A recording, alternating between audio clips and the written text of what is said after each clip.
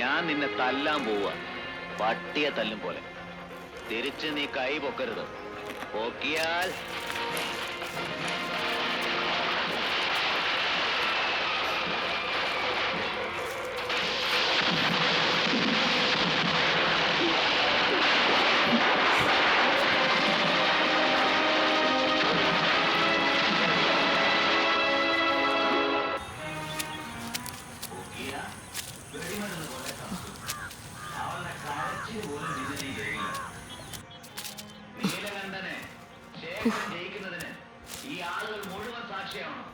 എന്നാലേ എന്റെ കളി തീരൂ.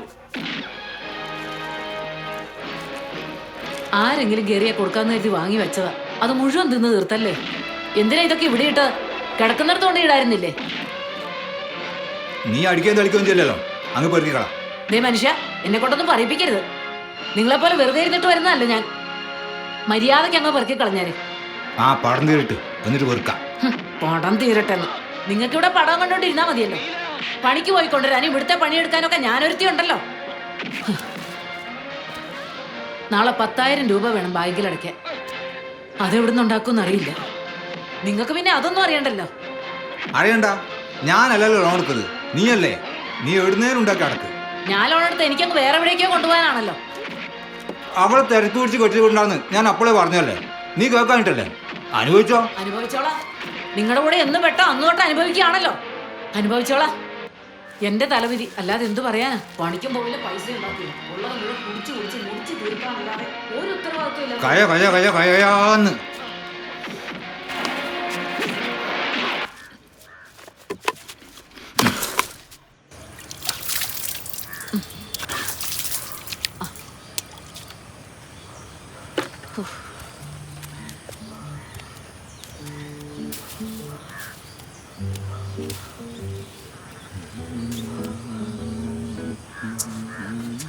എങ്ങോട്ടേക്കാണാവോ അണിഞ്ഞൊരുങ്ങി? എങ്ങോട്ടേക്കാ നിനക്കെന്നാടി? എനിക്കൊന്നുമില്ല. കുടിച്ച് അവിടെ ഇവിടെ വീണാ വെള്ളം കൊണ്ട് മുഴുവൻ മണ്ണും ചെളി ആയാലേ എന്നെ കൊണ്ടാവില്ല അലക്കാൻ. പറഞ്ഞില്ലാന്ന് വേണ്ട. നീ അലക്കണടി, ഒന്ന് ചേലക്കാണ്ട് നിക്ക്.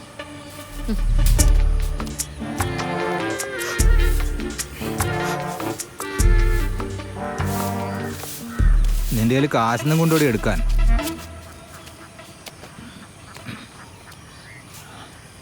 നിന്നോടല്ലടി ചോദിച്ചത് കാശൊന്നും കൊണ്ടുവന്ന്. നിങ്ങൾക്ക് ഉളുപ്പുണ്ടോ എന്നോട് കാശ് ചോദിക്കാൻ? നീ എന്റെ ഉളുപ്പളക്കാൻ നിൽക്കാണ്ട് കാശിനും കൊണ്ട് താടി 5ന്റെ പൈസ ഇല്ല കയ്യിലെടുക്കാൻ. നിങ്ങളോടല്ലേ കുറച്ച് മുമ്പ് വരെ ഞാൻ പറഞ്ഞത് നാളെ ബാങ്കിൽ അടയ്ക്കാൻ 10,000 രൂപ ഉണ്ടാക്കണമെന്ന്. അതെങ്ങനെ ഉണ്ടാക്കുമെന്ന് എനിക്കറിയില്ല. അപ്പോഴാ നിങ്ങൾക്ക് കാശ്. എടി എനിക്ക് 10,000 വേണ്ടടി, 500 മതി. അതും കടായിട്ട് മതിയടി. കടവായിട്ട് നാട്ടുകാരോട് മേടിച്ചാൽ തിരിച്ചു കൊടുക്കാത്ത നിങ്ങളാ ഇനിയിപ്പോ എന്നോട് മേടിച്ചാൽ തിരിച്ചു തരാൻ പോകുന്നത്. നാട്ടുകാരോട് ഞാൻ വാങ്ങുന്ന കാശൊക്കെ നീ അല്ലടി തിരിച്ചു കൊടുക്കാറ്. ഇതിപ്പോ നിനക്ക് തിരിച്ചു കൊടുക്കണ്ടല്ലോ, അതെങ്കിലും ഓർത്തിട്ട് താടി. നിങ്ങളൊന്ന് പോയേ, എന്റെ ഈ കാശില്ല. അപ്പൊ നീ തരില്ല? ഇല്ല, തരില്ല. ഉറപ്പാണോ? ഉറപ്പാ. ഞാൻ കാശ് തന്നിട്ട് നിങ്ങളിന്ന് കുടിക്കില്ല. എന്നാ നീ കാശ് തരാതെ കുടിക്കാൻ പറ്റുമോ ഞാനൊന്ന് നോക്കട്ടെ. ആരോടെങ്കിലും കടം മേടിക്കാനാ ഉദ്ദേശമെങ്കിലേ ഇപ്പോഴേ പറഞ്ഞേക്കാം, ഞാൻ കൊടുക്കില്ലേ. എടേ, കട മേടിക്കാൻ മാത്രമല്ല, കട കൊടുക്കാനും കുമാരനറിയാം.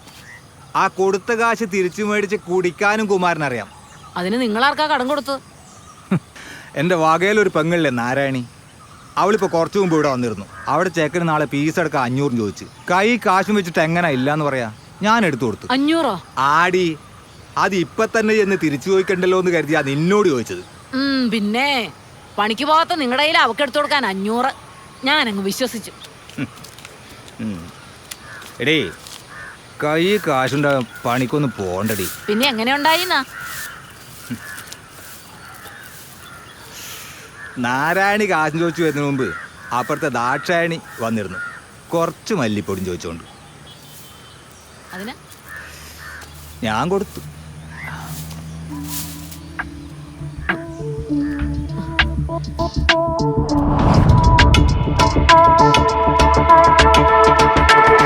ഈശ്വരാ, ഞാൻ മല്ലിക്കുപ്പിയിൽ ഒളിപ്പിച്ച് എന്റെ 500.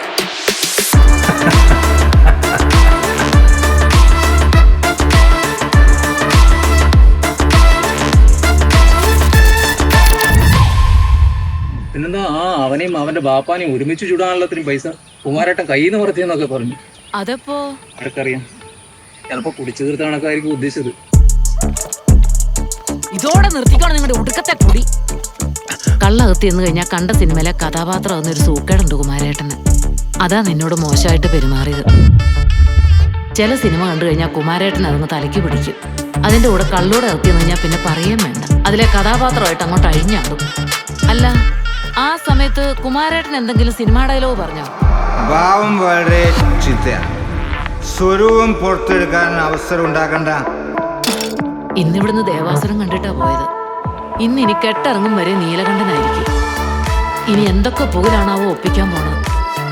ഓട്ടോയ്ക്ക് വിളിക്കട്ടെ? ഓട്ടോയ്ക്കാ? ആംബുലൻസ് വേണ്ടി വരും. നൃത്തം ചെയ്യാനോ? ഇവിടെ ഈ പൂമുഖത്ത് കാണാൻ നീലകണ്ഠൻ മാത്രം.